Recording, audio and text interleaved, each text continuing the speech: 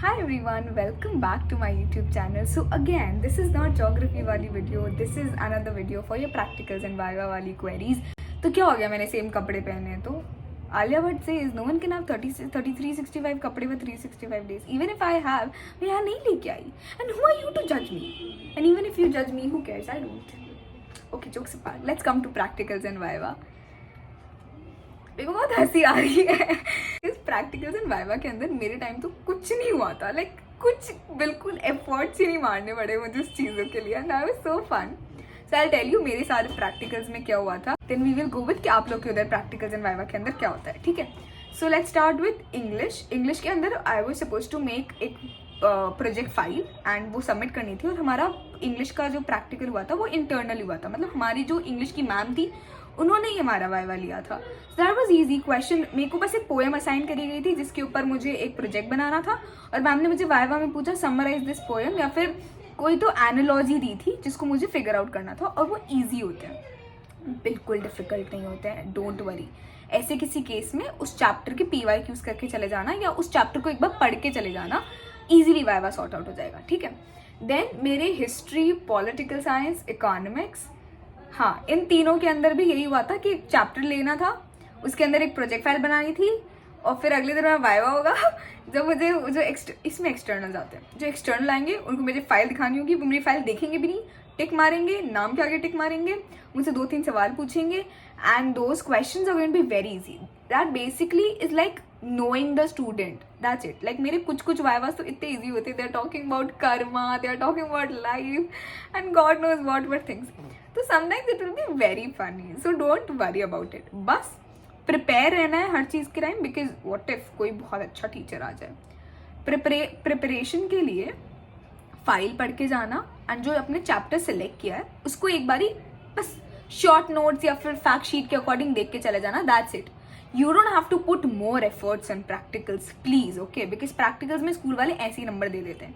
So उस चीज़ में efforts ही क्यों डालने जिसमें पता है which will make no sense, right? Then the next thing is geography वाला practical. Geography का practical is of around 30 marks.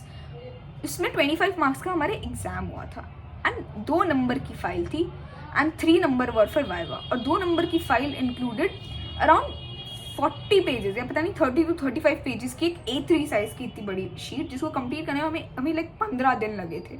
So geography का practical might suck some time but it's okay. You have to deal with it. Deadlines नहीं छोड़नी है, deadlines meet करती रहनी. तो even if sir told कि 10 दिन बाद मुझे वो फाइल चाहिए हो तो मैं पता है that is practically impossible to give because you have exams going on. You have to study also, not only make your files, right?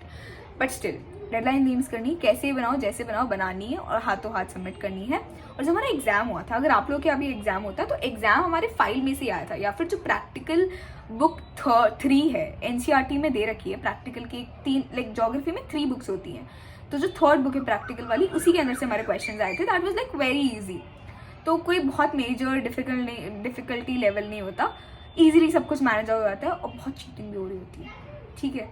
तो कुछ एग्जाम का इतना चिंता विंता लेने की जरूरत नहीं है. ज्योग्राफी सॉर्ट आउट हो गया. ज्योग्राफी का वाइवा बहुत कुछ डिफिकल्ट नहीं होता because you know what happens, like you are in the middle of that writing that 25 mark का exam. Then you will go and आपका जो भी इंटरव्यूअर होगा वो आएंगे, वो आपसे सवाल पूछेंगे और नॉर्मल सवाल होते हैं, ज़्यादा कोई इतने हाई फाई सवाल नहीं होते. बस वो सब होते हैं और फिर आप घर चल जाते हो. बस इतना सा होता है. एंड फिजिकल एजुकेशन भी था मेरा. फिजिकल एजुकेशन का एक्सटर्नल बहुत अमेजिंग होता है but it's more of fun. ऐसा लगता है कि भाई स्कूल में पिकनिक करने आए हैं हम लोग. मैं थोड़ा इसको ज़्यादा नॉर्मलाइज कर रही हूँ बट मैं क्या करूँ भाई, प्रैक्टिकल आर सो फन.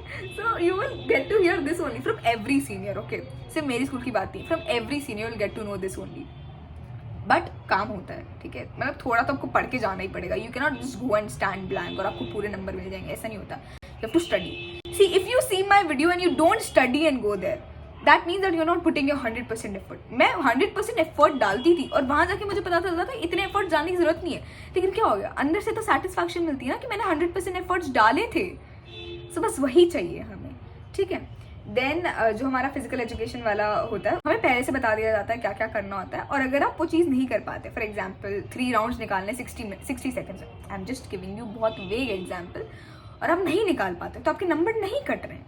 कहीं नहीं जा रहे आपके नंबर, उसमें भी फाइल बनानी होती है, कुछ कुछ करके दिखाना होता है, बस कोई आपके मार्क्स कहीं नहीं काट रहा है। If you are discipline child, if you are adhering to the deadlines और आप थोड़े डिसिप्लिन में हो, कोई आपके मार्क्स कहीं नहीं काट रहा है। So chill about practicals, easy 100% बनते हैं प्रैक्टिकल के अंदर आप लोगों के, अनटिल अनलेस आपकी रेपुटेशन आपके स्कूल में बहुत ख़राब हो, उसमें भी दे देते हैं अच्छे नंबर। किसी को लोवेस्ट से लोवेस्ट 19 मिलते हैं, 18 मिलते हैं, उससे कम नहीं मिलते। सो या रिलैक्स करो। Okay, so still if you have any other query and you feel like कि आपके सीनियर्स ने आपको कुछ और बताया आपके स्कूल में, और आपके स्कूल में कुछ और चलता है, या there is some other kind of practical which is happening for you guys, you can just comment down that practical thing and I'll try to sort things out for you.